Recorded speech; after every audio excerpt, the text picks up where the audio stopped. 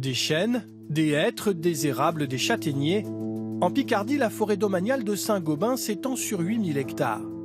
Une forêt millénaire qui, depuis quelques années, change de visage, comme sur cette parcelle, entièrement rasée, où plus aucun arbre ne pousse. Ce qui révolte William Church et sa compagne, défenseurs de l'environnement.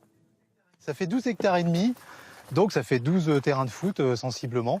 Voilà, c'est une parcelle qui a été complètement mise à nu. Et donc ça se multiplie de plus en plus en forêt de Saint-Gobain. À quelques centaines de mètres, une autre coupe rase de 4 hectares. Un peu plus loin, encore une autre. William Church s'inquiète des conséquences de ces coupes à blanc à répétition pour l'avenir de la forêt.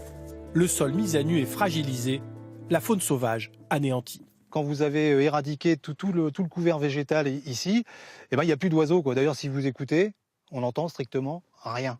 C'est un vide biologique, il n'y a plus rien.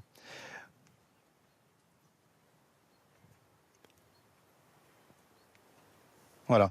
La forêt de Saint-Gobain appartient à l'État, exploitée par l'ONF, l'Office national des forêts. Ces coupes rases pour récolter le bois et le vendre n'ont rien de nouveau, mais depuis quelques années ici, elles seraient plus nombreuses. Le long des routes, des centaines de troncs sur près d'1 kilomètre attendent d'être emportés. Une forêt surexploitée, ce qui menacerait son avenir. Là, vous avez aussi des arbres, vous voyez, ils font 40 cm de diamètre. Ce sont des adolescents, pas des bébés arbres, mais ce sont des adolescents. Et donc, couper ces arbres-là, c'est hypothéquer la forêt de demain. Maintenant, il faut faire de l'argent rapidement, et donc on coupe avant maturité. Un phénomène qui génère un profond malaise chez les agents forestiers publics. Depuis la rentrée, ils se mobilisent sous forme de marches un peu partout en France. Pour eux, si l'ONF coupe autant d'arbres, c'est pour faire face à des difficultés de financement. Les subventions publiques chutent et le prix du bois baisse constamment depuis 40 ans. Conséquence, il faut vendre plus. Les objectifs de vente de bois doivent passer de 6,3 millions de mètres cubes en 2016 à 6,5 millions de mètres cubes en 2020. Un risque de surexploitation des forêts, selon eux. On sait déjà qu'elles sont fragilisées d'un point de vue climatique. Si en plus, nous, les humains, on les fragilise davantage pour des questions purement, on va dire, économiques, ça nous inquiète profondément. Ouais. Une inquiétude nourrie par un phénomène de plus en plus fréquent. Après une coupe rase, la forêt a du mal à repousser naturellement. Comme ici dans le domaine de Carcan, en Gironde, essentiellement composé de pins maritimes.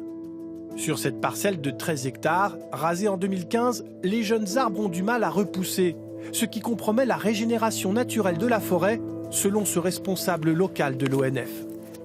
Par exemple ici, on a uniquement ces 2 pins sur un espace quand même... clairement, il n'y en a vraiment pas assez.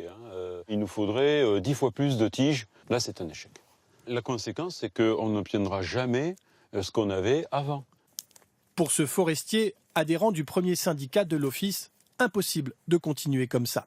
Nous, on pense que c'est lié à la superficie des parcelles, qui sont vraiment trop importantes.